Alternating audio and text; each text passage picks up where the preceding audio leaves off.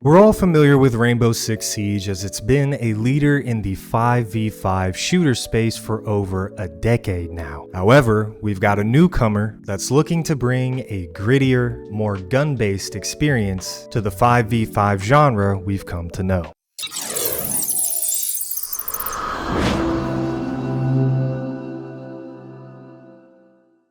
That game is Method of Entry. Now, Method of Entry may or not be a game that's come across your radar recently, no worries if not. We're going to be diving into this Siege-like shooter, breaking down exactly what we can expect from this game. Method of Entry is currently an in-development early access title that was inspired by the likes of SWAT, Siege, Counter-Strike, and similar tactical shooter experiences. Now, a little bit later in this video, I'm actually going to include a video call that I had with the developers over at Attack Dog Studios so you can hear in their own words what exactly Method of Entry is and what you should expect upon its release. There are a couple of other games that come to mind when I see Method of Entry, one of which being Ready or Not. The caveat here is that it is a PvP game, whereas Ready or Not is PvE only. And then those of you who may have been familiar with 0 Hour, it is along those lines. 0 Hour I don't believe is being supported anymore, so this should hopefully bring a refresher to the alt siege space. A new 5v5 that emphasizes the same slow strategy-based pace with a focus on realism and proper gun mechanics to succeed in your mission. Now, you will still have available gadgets and operators similar to the likes of Siege, but on a much more grounded and practical level. You'll have the choice of 4 distinct roles within the game as well, belonging to one of 2 distinct factions that will currently be in the game.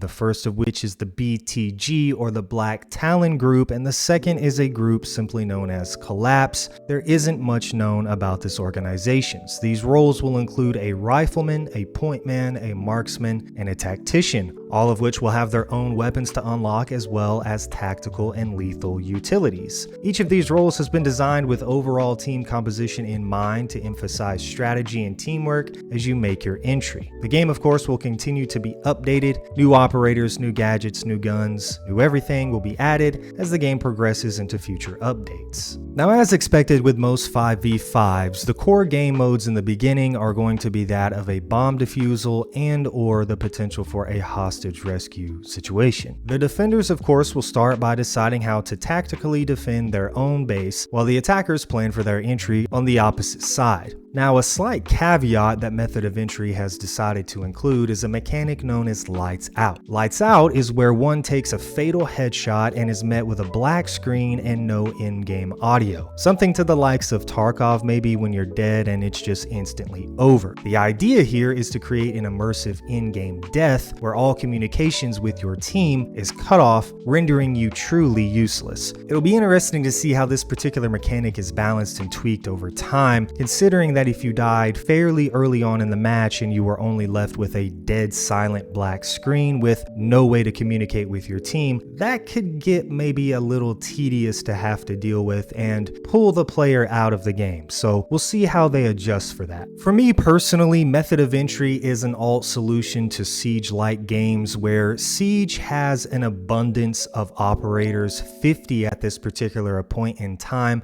and a myriad of abilities and gadgets, some of which cross over and, in my opinion, make some of the operators a little redundant. Method of Entry is looking to bring a tactical 5v5 that is in a similar universe, but much more grounded in realism, their motto being competitive first, realism follows. The developers are looking to design the game with a high level of intensity and attention to detail that teams must pay attention to succeed. As with any game with grand ambitions and realism and an early access title at that, it remains to be seen how this will play out in real time. It can be a tricky bag when you enter into realism. Indie development is very difficult, game development in general is very difficult, and the early access timeline is something that a lot of people won't want to see through until the end. When it comes to the gunplay, if you make the guns too realistic, people won't want to use them because they're too difficult and cumbersome to use and control. If you make them too sticky, well then you might as well just be playing Call of Duty. You make the characters too fast, too heavy, too slow, same thing. What about the healing? What types of healing mechanics are there going to be? How many different variations? How long will it take to heal? These are all things that the developers will have to overcome as they balance the realism with the arcade accessibility of the game. Now currently there is no official release date for Method of Entry, but I do believe that the timeline is somewhere set in the year 2026.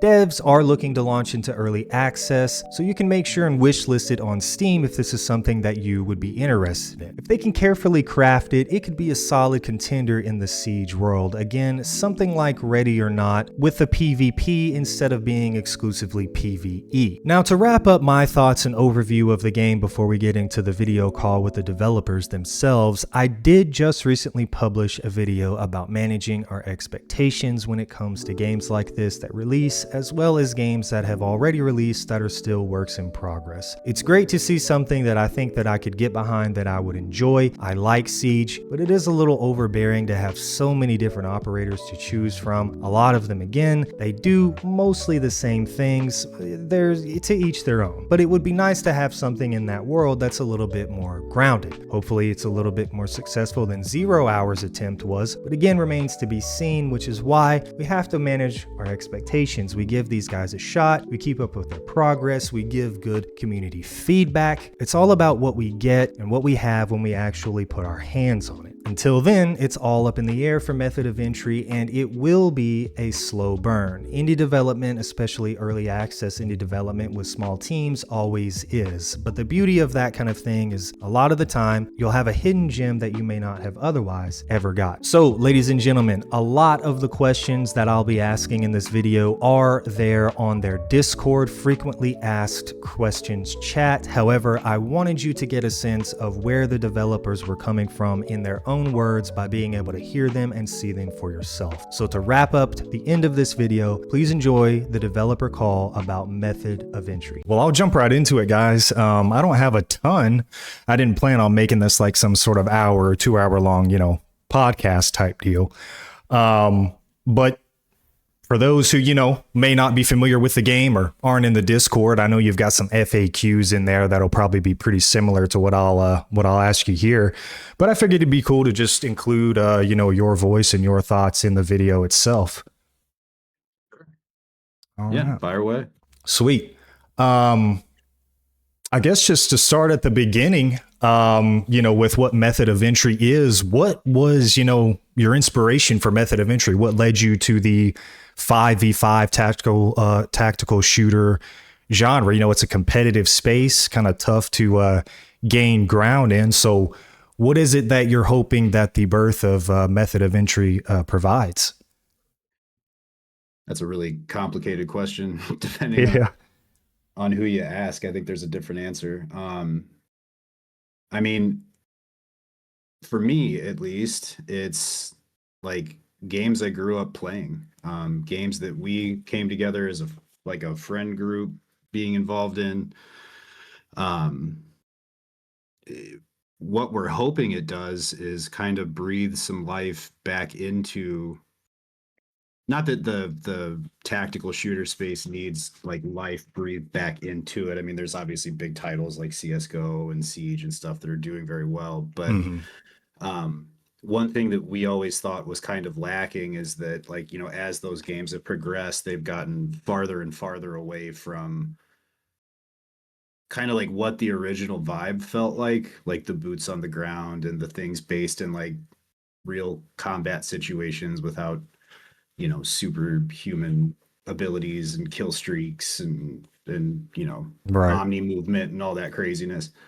So really, in a lot of ways, it's kind of a love letter to like the old Rainbow Six and Raven Shield, and I mean, there's a lot of inspiration drawn from a lot of different things. Like we've all spent a ton of time in like Tarkov. There's a lot of stuff from a lot of genres we think do a lot of things right, and there's a lot of things that we're trying to kind of emulate into this. what do they call it when you mix all the vegetables together? Like a succotash full Oh, of okay. like, kind of like cool things from all these different things around a Yeah. game mode that we all liked because we all kind of came together as a friend group first, Hmm. in a competitive space. So Okay. for me, that's me. I mean, I don't know, Astro, if you feel different, or Yeah, Chris. anybody's welcome to chime in. Absolutely. Yeah, I mean, it's pretty much the same as Joe. Just to add on the thing for me, how there's a lot of really awesome tactical shooters I enjoy playing. I especially, the more immersive, grounded, hardcore tactical shooters is really my thing. I really love Mhm. like games like Insurgency, Source that I grew up playing.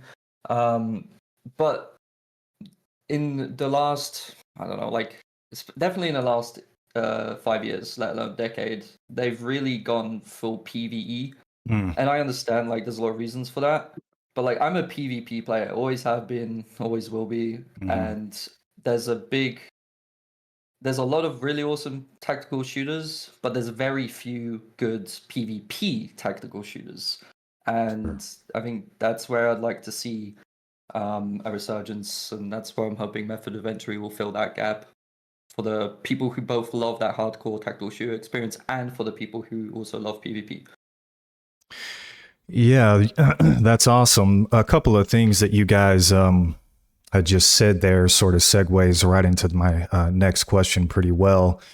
And that's, that at first glance, the biggest comparison will probably be to Siege. It does favor that a lot. And I'm right there with you.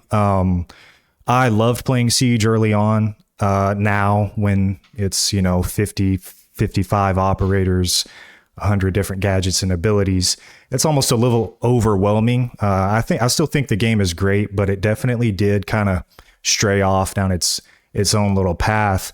And you mentioned PvE as well, and I was thinking, that Rainbow Six Siege and perhaps a game like Ready or Not would be two that come to mind for most people in the beginning. Maybe something like 0 Hour, which I don't know if you're familiar with, but Very much so. yeah, I don't Too even. much. Yeah, I don't know if that game's even still being supported or around anymore. I haven't heard anything from them in a long time. But all in all, I guess what is it exactly that you think you can, or what is it that you're hoping rather that you can pitch to your player base that would bring people over from Siege, from games like Ready or Not, and play Method of Entry? I know you touched on it a little with being more grounded, PvP, of course. So explain that a little bit.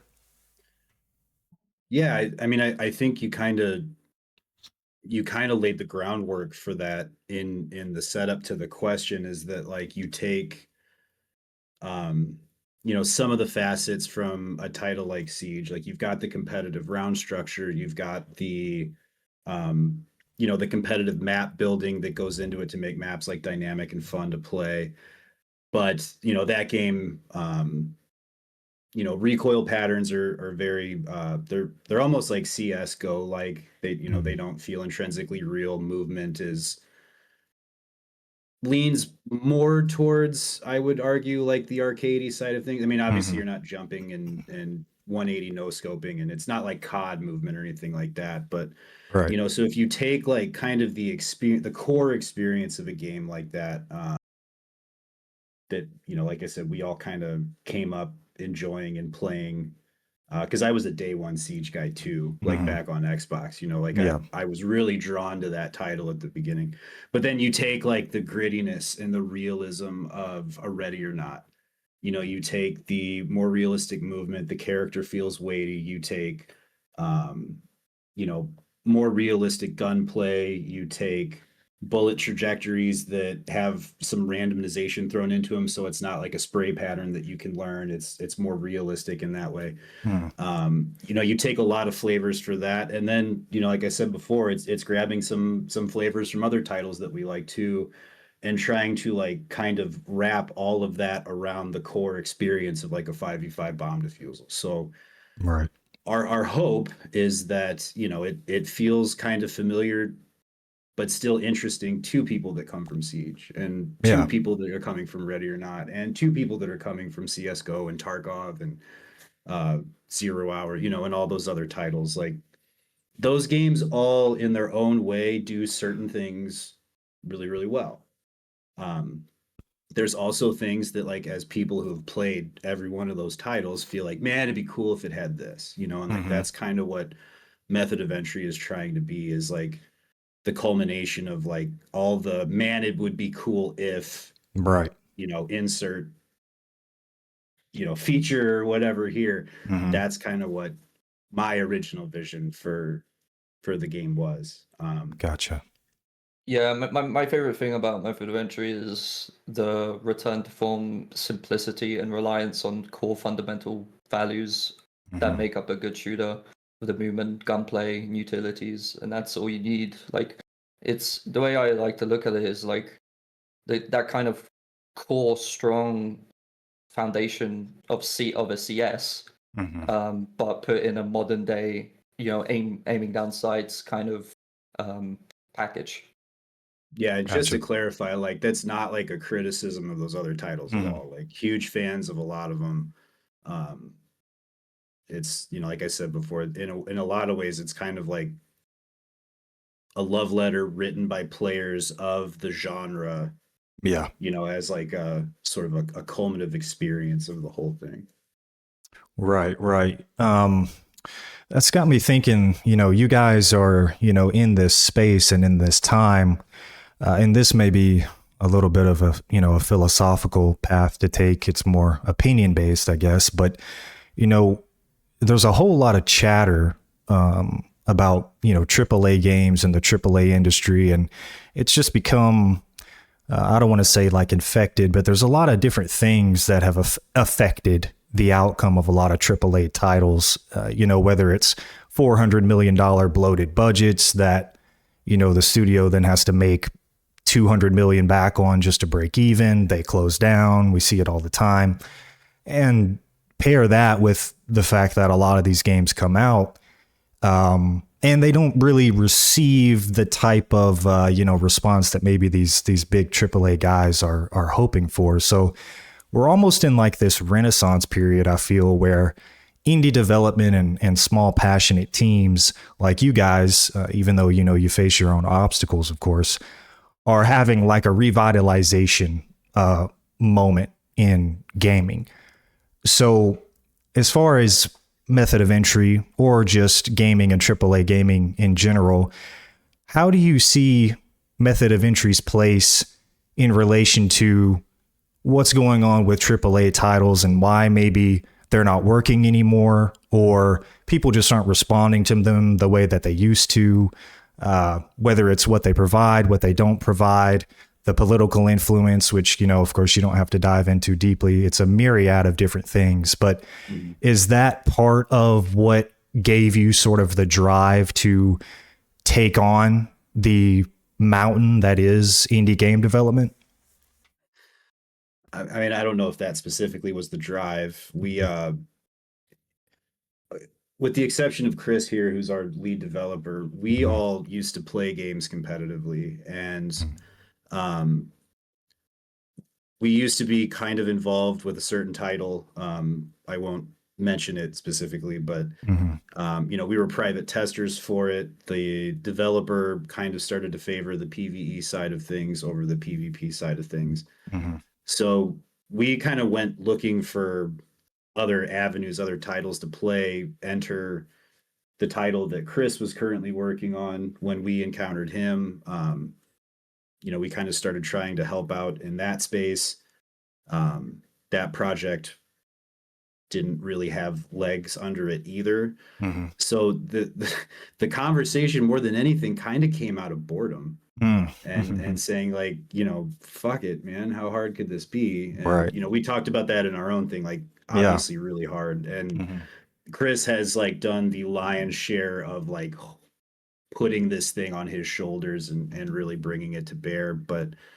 And I'll let him kind of talk on that too. But the point that you made about like AAA, like, it's the danger of any business getting too big. Like you you do take on bloat. You have to support yourself. I mean, I think in part it shows, you know, kind of a loss of touch with the original player base anyways, but like I get it, you know, like companies get big, you've got shareholders and all that stuff and you got to show profits for, like, that makes people start to make decisions, right or wrong, that are financially based and not, you know, for love of the game anymore. And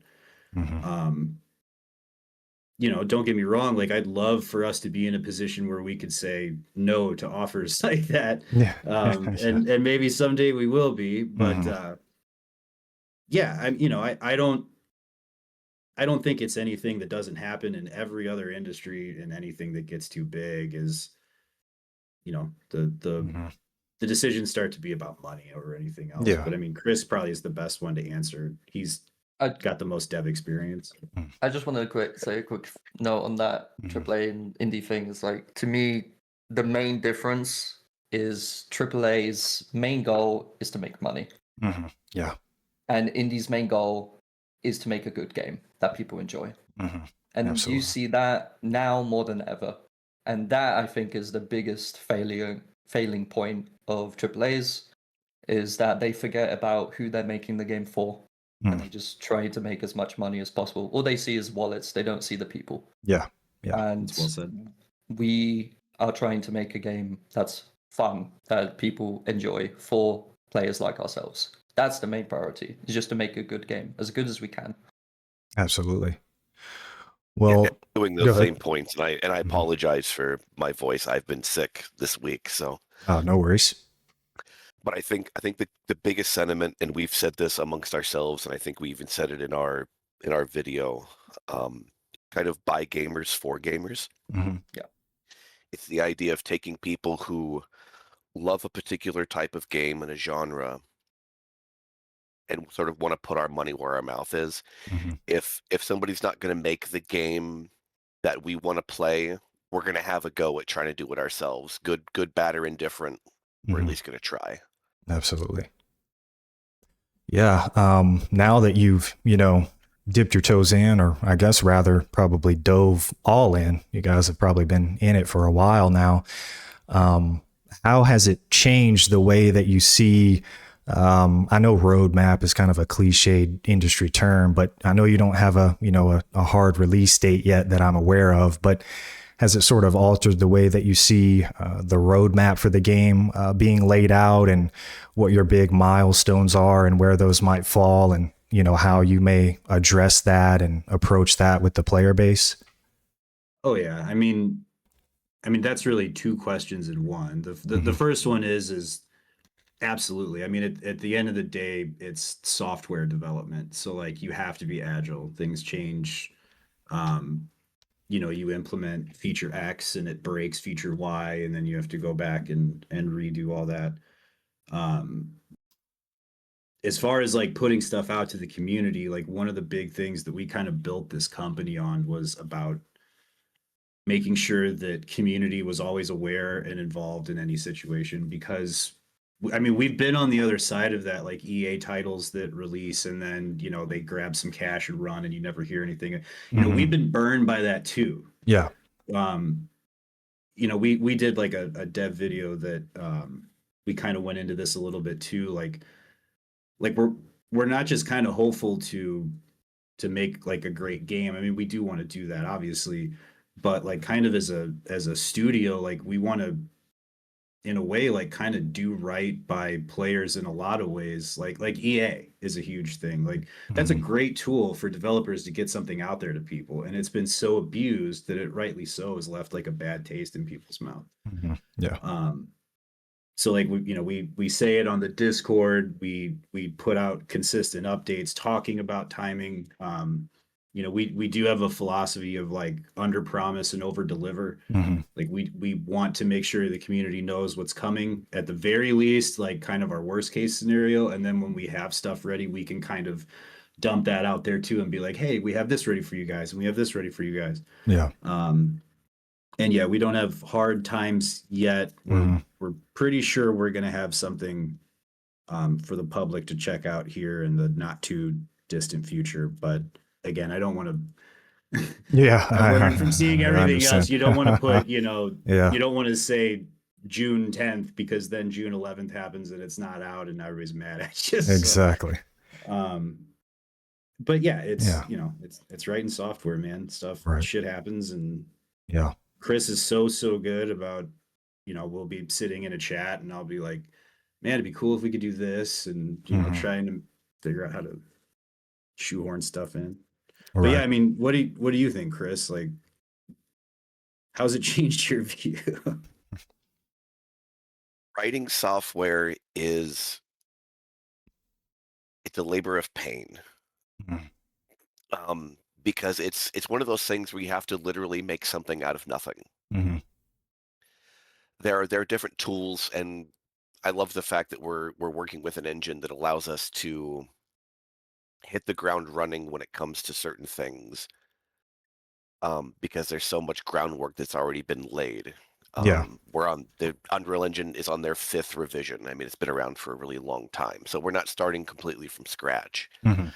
But you're still trying to take a core idea and bring it to fruition, and then it has to work with everything else that you've done before it. So like Joe was saying, if you come up with an idea of it would be really cool if we could do X, well, what are the implications of X? Yeah. What other things does that involve? So trying to put a timestamp on anything has been increasingly difficult. I think the closest we've gotten to a timestamp right now is sometime this summer. Gotcha. I will confidently say we will have something publicly facing sometime this summer. Okay. Great. Well, I've really only got about one other question for you guys. I've had a few more pop into my head, but like I said, I don't want to take up too much of your evening. All in all, and this is something that we've probably already said in this call at least 1 or 2 or 3 ways before, but you know, when somebody watches the video or maybe the trailer pops up online or some guy or gal says, you know, hey, have you heard about method of entry, or you seen this about this game? You know, do you like this? If you could think of or put together, you know, a conclusive sort of summary about what you want players to know and understand about your game the most, what to expect, what do you think that would be? How do you think you would phrase what method of entry is and what it's going to provide? That's a hard question.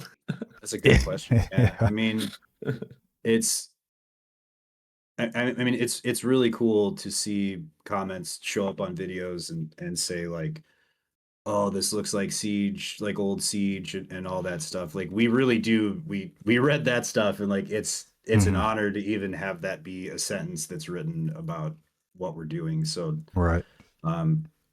first off, like, just to, you know, anybody that happens to have written any of that, thank you. That's really Mhm. awesome. I mean, what we hope it is kind of what we see it like. In a way, it's a return to form. Mhm. It's taking a step back from some of the titles that have gone, at least by our estimation, a little too out there in one way or the other. Mhm. It's kind of like restoring like an old car. You know what I Yeah. mean? Like, Yeah. you're making it look like what it used to look like, so that the feel is authentic, you know, like the engine hum, all of those feelings about it are great, but like, you're doing it with modern parts. So like, Mhm. we are That's taking yep. some new things and, you know, trying to kind of shoehorn that stuff in around to where it's like, yeah, we want the core experience to feel familiar to people that have played Mhm. really any of those titles, but then you'll find all these little sprinkles of flavor around it that, you Yeah. know, you're like, ooh, that's really nice. Ooh, that feels really good. But Mhm. yeah, ultimately we're making a 5v5 competitive shooter. You know, like, Right. that's Right. what we want people to feel, and the Mhm. rest is just flavor. Absolutely. Yeah. Yeah, I mean, to add to our, setting expectations thing, because it is important, and we're 5 guys. Mhm. Exactly. A lot of teams are hundreds of people, right? Mhm. And we've seen and we've played ourselves game made by less than 30 people. Mhm. Let's say 33 people have made amazing games. Yeah. Yeah. And teams of less. Hell yeah. and it is possible. I Yeah. think it's all about maximizing your resources, your use of time, grinding like crazy, and ultimately striving to make a fun game. Not trying to just make a bag, but actually just to make as fun and enjoyable of experience as you can. Yeah. But I mean, I have seen a lot of people comparing Method of Entry to Siege or like other AAA games, and it's like, and that is a compliment. That's a massive compliment. But at the same time, it's also like, to keep in mind, Yeah. we are limited. Right. We're trying to push our limits constantly every day.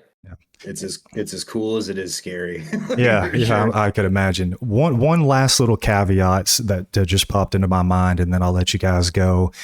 Since you are such a small team, this is something that so many people in the era of Steam, review bombing and just this, our gamers' expectations being absolutely through the roof, no matter what it is. Since you guys, are such a small team, I guess it's weird to say how confident are you, but how do you approach the challenge from a technical perspective, using the resources that you do have and the time and the manpower that you do have to create a game that runs, relatively well, that looks good, that, hopefully runs on as many systems as it can, doesn't crash as often as it can. I would imagine that trying to get that laid out like many other, early access indie games do is pretty tough, probably a pretty difficult thing to do. I mean, One of the things. Oh, go ahead, Joe. No. Please. You're probably way better addressed to answer it than I am. I think one of the things that's helped us quite a bit, at least on the technical front, is we've got a pool of, what are we up to now? 35, 40 testers. Mm-hmm. And the myriad of technology that they have amongst each other has been really helpful to kind of figure out what our baselines are as far as what we can and cannot get away with. Right. We've got people running from old hardware, new hardware, laptops, desktops, and that by itself has been really informational in trying to figure out what we can and cannot do. And something that I wanted to echo that Astro said earlier is not only are we 5 guys, but there's a phrase that we've sort of kept repeating to ourselves is we're sort of building the bridge as we're driving on it. Yeah. Mm-hmm. And we're trying to figure it out as we go. So if there's something that is a misstep, the community can tell us, hey, this isn't right. You should probably fix that. And we can immediately pivot because we're just 5 guys. Yeah. We're not beholden to the huge companies or the boards of directors or anything like that. So I think from a technology standpoint, we're in pretty good shape. Awesome. Yeah, I think another important caveat is that like the game is designed by gamers of the genre, not by, board or committee somewhere. So like very early discussions, revolved around optimization and performance and all that kind of stuff, because those are things we care about, and we even have varying opinions about that amongst the team. Like we have a couple guys that are real frame whores and want to get every frame out of it, where I tend to be more kind of in the middle. Like I'm cool with 90 FPS as long as it looks good. So like we've done a lot that's already been baked into it with, things like performance and the feel good in mind, because everybody that's working on it plays this kind of thing to one degree or another. Right. And it, we're not naive to the fact that, it's another early access game. It's another indie title game. Like we are asking for trust from, absolutely. potential players. And it's not lost on us that that's a big ask. Yeah. Especially after how many titles have come out that have been disappointing. So we're hopeful that, people that do kind of check out our videos, check out the Discord, see that we're interacting with the community, we're bouncing ideas off each other. We have weekly meetings where we go over suggestions. Like, we're trying to do what we can to build that rapport and that trust with the community. But it's like anything, man, it's brick by brick. So and then another thing on the trust point, because that is important. One thing we are planning to do that we've always talked about is having at least a few public demos before EA even comes out. So yes, absolutely. we actually the public can actually try the game for free for like a free weekend or like a demo weekend or whatever it is, and like see what they like, see what they don't like, see what the issues are, without having to put any money into it at all. Yeah, and then that's a big one. All our demos are going to be free. Absolutely, yeah. That's great. And then when we're at a point where we've run a certain amount of demos, and the general consensus is, this is, can I just buy it now? Like if people like I want to just play it now, then we'll start looking at early access. Yeah, absolutely. That sounds great. Yeah. Well, I won't take up any more of you guys' night. It was really awesome to have a call with you. I really appreciate your time. I didn't introduce myself in the beginning. My name is actually Chaz. I go by Scrim online. So if we talk again, doesn't matter what I'm referred to as, but it's good to meet you guys. I like the project, man. I'm grateful that you guys allowed me to be a part of the testing group. It's definitely the type of game that when I saw it, I thought, this is a game I could get behind. I liked the way that, like Ready or Not looked. It was cool, but the PvE element kind of took me out of it. That's sort of a fun for an hour kind of thing. Right. So when I saw you guys' project pop up, I was like, okay, now, here we go. This is something that I could follow and get behind and hopefully, see good things come from. So yeah, I appreciate you guys answering my questions, and that's pretty much all I've got for you. Oh man, thank you for taking the time. And I mean, we're all active in all the play tests, so I mean, this will definitely not be the last time we talk. Because Chris is like the lead developer, so he's always wanting to kind of be in there to get feedback. Astro he's like, among the other things he does, he heads up the QA testing. I know you talked to him originally, so he's there. And then I do like my best to do the level design. So like I like to actually play in the play tests. Yeah. And every time we do, it's the guys are showing angles that need some stuff put in there. So right.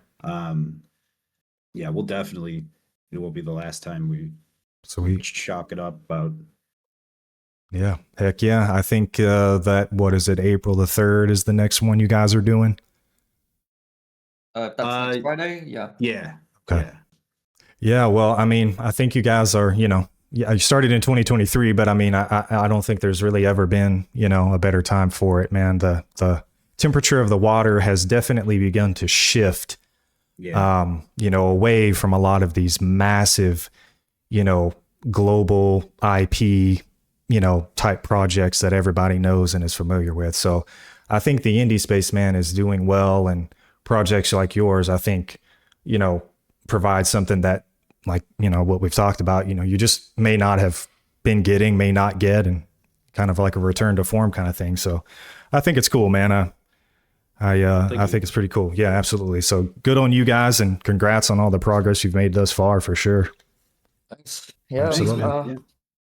We make a lot of, it's, if you see like what the game looked like a year ago to now, there's been so much progress. So it's like, for us, it's like, okay, well, what's it gonna look like next year? Yeah. Oh yeah, absolutely. Sweet. And with the early access gameplay trailers, like, something to keep in mind is that pre-alpha trailer we put out. It's like, this is the worst the game's ever gonna look. Right. Exactly. It's only gonna get better from here. Exactly. So people who already like it from what they already saw, it's just gonna get better. And people who didn't, we read all the comments, and we're making improvements on all of that feedback. Awesome. To make the next one better. Yeah.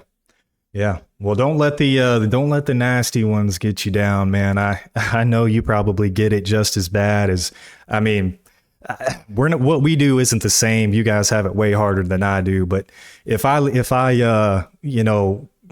the nasty ones get me down, man, people calling me all sorts of horrible names and making fun of the way I look and just on and on, man. People on the internet are crazy. And unfortunately, most of them, they're just saying what they want to say on a surface level. They don't design games or create content or anything, aware of the, we're trying to get it's a tough one, man.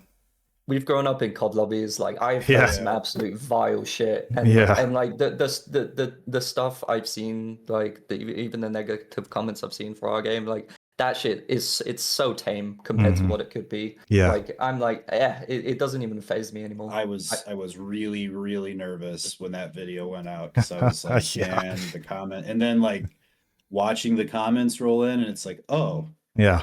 people seem to kind of be We were vibing expecting with a lot this. less. Like, Yeah. Yeah. Well, there you even go. the ones, there were a lot of comments that seemed kind of negative, and then there'd be somebody like responding to it being like, dude, it's like alpha, man, give them a break. It's like, wow, Yeah. people are. Yeah. I was really taken aback by how sort of kind everybody was, which is, like you said, that was not the normal experience. But, Yeah. Yeah. Well, that's good. Hopefully that means you guys are on the right track. I think that's probably a good sign. It was good to test. Yeah. Yeah, absolutely. Well, thanks again. Yeah, absolutely. I appreciate you guys. Looking forward to the video. Yeah, we'll Yeah, see you. yeah. See you next Friday. Friday. Next Friday? Yeah, absolutely. All right, gentlemen, will you have a good rest of your evening and a good weekend? I'll talk to you guys again soon. See you, man. Sounds All good. right. That's what it did. Absolutely. See ya. Later.